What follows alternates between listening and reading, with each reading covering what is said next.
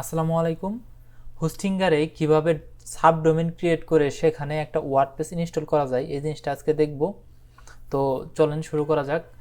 আমরা প্রথমে হোস্টিংগারে log in করবো। লগ ইন করে এখানে ওয়েবসাইটে ক্লিক করে আমরা যে ডোমেনে আমাদের সাবডোমেন ক্রিয়েট করতে চাচ্ছি সেখানে ম্যানেজে ক্লিক করব। এখান থেকে আমরা বাম পাশে দেখতে পাচ্ছি ডোমেন আছে, এখানে ডোমেনে ক্লিক করে এখানে সাবডোমেন এখানে ক্লিক করব। তো এখানে অলরেডি দুইটা ডোমেন ক্রিয়েট করা আছে, আমরা এখান থেকে আরেকটা ডোমেন ক্রিয়েট করব, ডেমো। তো ডেমো নামে একটা সাবডোমেন ক্রিয়েট করব। এখানে এটা টিক দিতেও পারি, না দিলেও চলবে, সমস্যা নাই। এখানে টিক দিয়ে আমরা একটা সাব ডিরেক্টরি এখানে সিলেক্ট করে দিচ্ছি, ডেমো। এখন আমরা এখানে ক্রিয়েটে ক্লিক করব, এটা ক্রিয়েট হয়ে যাবে এখানে demo.shenocom.com। তো এখন এখানে আমরা ওয়ার্ডপ্রেস ইনস্টল করার জন্য আমাদের এখান থেকে ওয়েবসাইটে ক্লিক করতে হবে। এখানে অটো ইনস্টলার আছে, হ্যাঁ, এখান থেকে অটো ইনস্টলার ক্লিক করে ওয়ার্ডপ্রেস সিলেক্ট করব, দেন ওয়েবসাইটের টাইটেল দেব ডেমোস,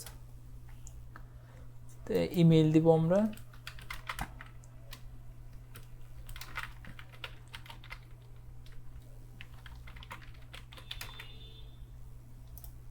ইমেল দিয়ে ডেমো, এখানে একটা পাসওয়ার্ড দিতে হবে, তো আমরা একটা পাসওয়ার্ড দিয়ে দিচ্ছি।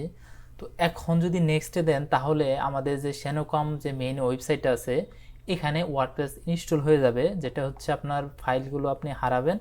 তো আপনাকে এখানে অ্যাডভান্সে ক্লিক করতে হবে, ক্লিক করে এখানে ইনস্টলেশন প্যাথ, ঠিক আছে, এখান থেকে আপনারা ডেমোটা সিলেক্ট করে দিবেন, demo.shenocom.com। আর এখানে কিচ্ছু করতে হবে না, এখানে সব নতুন ডাটাবেস ক্রিয়েট করে নেবে। তো এখন যদি আমরা এখানে নেক্সটে ক্লিক করি, এখানে সব কিছু এরকমই থাকবে। এটা সিলেক্ট করে ইনস্টলে ক্লিক করলে আমাদের যে সাবডোমেন আছে এখানে আমাদের যে ওয়ার্ডপ্রেসটা ইনস্টল হয়ে যাবে, আমরা একটু পরে দেখতে পারবো। মূলত এই জিনিসটা সব সময় আর কি খেয়াল রাখতে হবে, এখানে ইনস্টল করার সময় আমাদের অবশ্যই এখানে সাবডোমেনটা সিলেক্ট করে দিতে হবে। অন্যথায় আমাদের যে মেইন ওয়েবসাইটটা আছে, মেইন ডোমেনে আমাদের ওয়ার্ডপ্রেস ইনস্টল হয়ে যাবে, তখন আমাদের অনেক সমস্যা হতে পারে যে আমাদের ওই আগের ওয়েবসাইটটা চলে যাবে, নতুন করে ওয়ার্ডপ্রেস ইনস্টল হবে, সেটা শো করবে।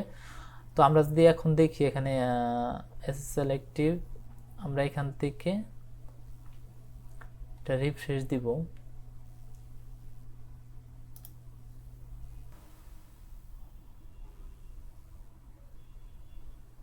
আমরা একটু ওয়েট করব, এটা চলে আসার কথা।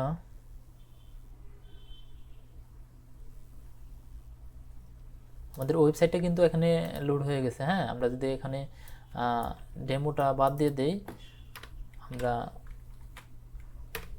তাহলে কিন্তু আমাদের মেইন সাইটটা আমরা দেখতে পাবো, হ্যাঁ। আমরা যদি সামনে ডেমো দিয়ে দেই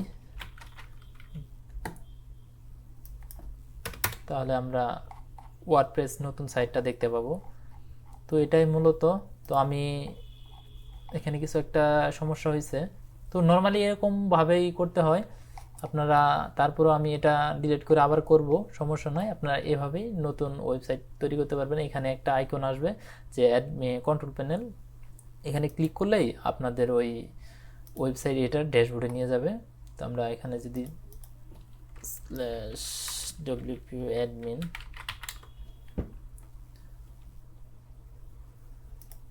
এখানে যদি ডেমো,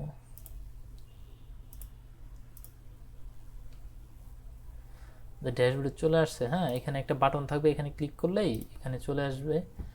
তো এই ছিল আজকের ভিডিও।